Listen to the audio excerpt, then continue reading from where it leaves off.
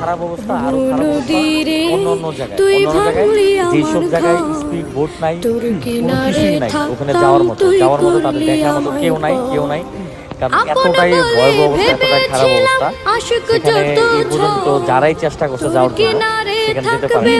কারণ এখানে সবচেয়ে বড় সমস্যা সেটা হচ্ছে বোট, একটা স্পিড বোট, একটা ট্রলার, এগুলো কোনো কিছুই নেই।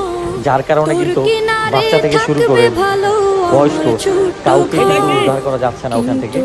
অসংখ্য মানুষ শুনেছি পানির সাথে ভাইসে গেছে। বাংলাদেশের বিভিন্ন প্রান্ত থেকে কিন্তু অনেক ভাইরা চলে আসে এই মানুষগুলোর পাশে দাঁড়ানোর জন্য, কিন্তু ওইসব জায়গায় কিন্তু এখন পর্যন্ত যাওয়া সম্ভব হয়নি। কারণ স্পিড বোট ট্রলার কোনো কিছুই নেই। কারণ 31 বছরের ভিতরে এরকম ঘটনা কিন্তু এখানে ঘটে নাই, তাই এখানে মানুষ কিন্তু স্পিড বোট ট্রলার এগুলা ইউজ করে না। আর আরেকটা বিষয় হচ্ছে যে এই মানুষগুলা কিন্তু 12 ঘন্টা 14 ঘন্টা পানিতে ছিল, এক কাপড় বের